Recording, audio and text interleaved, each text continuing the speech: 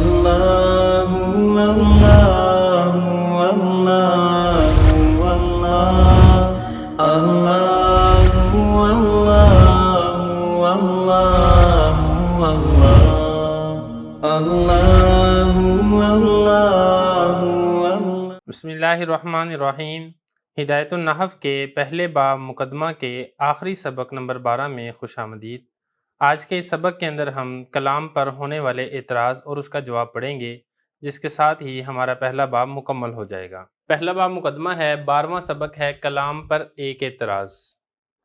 اصل میں جو آپ نے پہلے پڑھا تھا اس سے گزشتہ سبق کے اندر، اس عبارت کا تعلق بھی گزشتہ سبق کے ساتھ ہی ہے۔ اس کا جو لنک ہے آپ کو انشاءاللہ ڈسکرپشن میں مل جائے گا، تو وہ آپ سبق اس کے ساتھ ملا کر اس کو دیکھیں گے تو پھر اس سبق کی صحیح طریقے سے سمجھ آئے گی۔ میں بہرحال پھر بھی خلاصتاً آپ کو بتا دیتا ہوں۔ وہ خلاصہ یہ تھا کہ کلام کی ہم نے گزشتہ سبق میں ممکنہ 6 صورتیں پڑھی تھیں، اور ان 6 صورتوں کے بعد ہم نے یہ بتایا تھا کہ 2 صورتیں ہیں جس سے یہ کلام بن سکتا ہے، اور وہ 2 صورتیں ہیں، ایک اسم اور ایک فعل ہو یا پھر دونوں اسم ہو۔ اس کے علاوہ جو باقی 4 صورتیں تھیں، ان 4 صورتوں سے کلام نہیں بن سکتا۔ وجہ یہ بتائی تھی کہ مسند اور مسند الیہ اکٹھے صرف انہی 2 صورتوں میں پائے جاتے ہیں۔ تو اس کے اوپر پھر یہ اعتراض ہوا کہ آپ نے تو یہ کہا تھا کہ یہ 2 صورتوں کے اندر ہی کلام بنے گا۔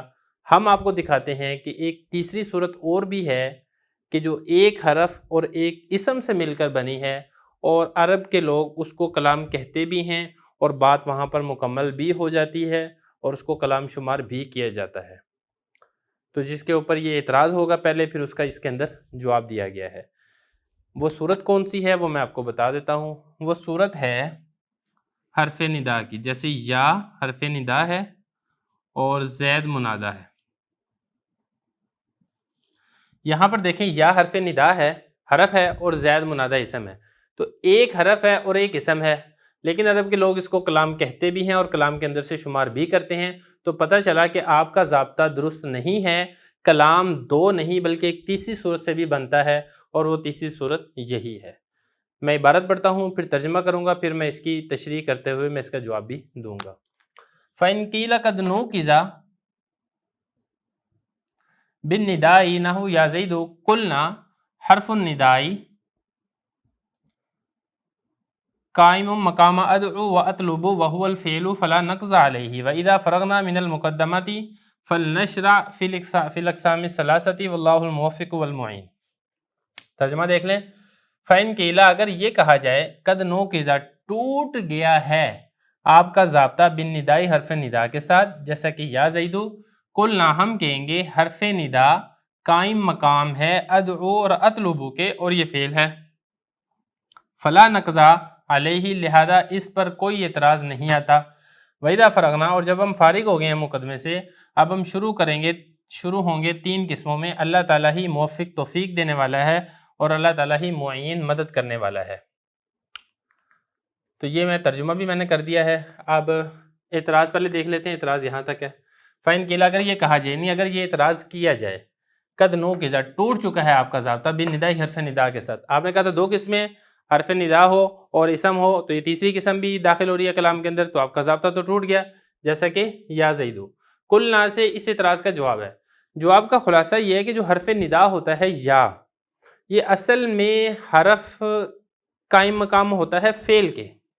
جب بندہ کسی کو بلاتا ہے تو اس کو کہتا ہے یا زید، اے زید بات سن، تو اصل میں وہ یہ کہنا چاہ رہا ہوتا ہے اطلب، میں زید کو طلب کر رہا ہوں، ادعو میں زید کو بلا رہا ہوں۔ تو اصل میں یہاں پہ فعل ہوتا ہے۔ ادعو بھی کہہ سکتے ہیں آپ، اطلب بھی کہہ سکتے ہیں، معنی دونوں کا قریب قریب ہی ہے۔ ادعو میں بلا رہا ہوں، اطلب میں طلب کر رہا ہوں۔ تو اس کو پھر شارٹ کرتے ہوئے اس فعل کو ذکر نہیں کیا جاتا بلکہ یا ذکر کر دیا جاتا ہے، لیکن حقیقت کے اندر وہاں پر وہ فعل ہوتا ہے۔ تو یہ جو یا ہے، یہ حرف ندا اصل میں قائم مقام ہے ادعو کے۔ ادعو میں بلا رہا ہوں، اطلب میں طلب کر رہا ہوں زید کو۔ تو اصل میں جملہ یہ ایسے ہے۔ تو یہاں پہ دیکھیں، اب ایک فعل اور ایک اسم ہے۔ اگر آپ ادعو زید کہیں تو ادعو فعل ہے، زید اسم ہے۔ اگر آپ اطلب زید کہیں تو اطلب فعل ہے اور زید اسم ہے۔ تو ایک فعل اور ایک اسم ہے، تو ہمارا ضابطہ ٹوٹا نہیں ہے۔ ہماری جو بات تھی وہ صادق آئی ہے کہ یا تو 2 اسم ہوں گے یا ایک اسم اور ایک فعل ہوگا۔ جو آپ نے مثال دی ہے ایک حرف اور ایک اسم بھی، وہ حرف بھی دراصل ایک فعل ہی ہے، لہذا ایک فعل اور ایک اسم ہوگا تبھی کلام بنے گا، اس کے بغیر کلام نہیں بنے گا۔ تو یہی وہ کہہ رہے ہیں قلنا، ہم نے کہا حرف ندا جو یہاں پر یا ہے، یا ہو یا کوئی اور بھی حرف ندا ہو سکتا ہے، کل 6 حرف ہیں، وہ قائم مقام ہوتا ہے ادعو اور اطلبو کے۔ ادعو بھی آپ کہہ سکتے ہیں، اطلبو بھی آپ کہہ سکتے ہیں کہ میں بلا رہا ہوں یا میں طلب کر رہا ہوں، اور ادعو ہو یا اطلبو ہو وہو الفعل، یہ دونوں فعل ہیں، لہذا ایک فعل اور ایک اسم سے ہی کلام بن رہا ہے، اعتراض وارد نہیں ہو سکتا۔ فلا نقضا، نقض کہتے ہیں کسی چیز کے ٹوٹنے کو، کسی ضابطہ کسی اصول کے ٹوٹنے کو، علیہ ہمارے اوپر، ہمارا جو ضابطہ تھا لا نقضا وہ نہیں ٹوٹا ہے، اس کے اوپر ٹوٹنا وارد نہیں ہوتا۔ تو یہ والی بات یہاں پہ اعتراض بھی ہو گیا، جواب بھی ہو گیا۔ تو یہاں تک جو کلام تھا وہ مکمل ہو چکا ہے، ہمارا جو مقدمہ تھا وہ مکمل ہو چکا ہے۔ اب آگے جو ہے آگے 3 قسمیں شروع کریں گے، اور وہ 3 قسمیں کون سی ہوں گی؟ پہلے اسم، پھر فعل اور پھر حرف۔ یہی وہ بتا رہے ہیں وَإِذَا فَرَغْنَا، جب ہم فارغ ہو چکے ہیں مقدمہ سے، فَلْنَشْرَعْ، اب ہم شروع ہوتے ہیں فی الاقسام الثلاثۃ، 3 قسموں کے اندر۔ وہ 3 قسمیں کون سی ہیں؟ پہلے اسم، پھر فعل اور پھر حرف۔ واللہ الموفق، اللہ تعالیٰ ہی توفیق دینے والا ہے، اللہ تعالیٰ ہی مدد کرنے والا ہے۔ تو اگلا جو سبق ہوگا وہ اگلی قسم کے بارے میں ہوگا، وہ اگلا باب کے بارے میں ہوگا، اسم کے بارے میں وہ پھر ہم انشاءاللہ آگے چل کے پڑھیں گے۔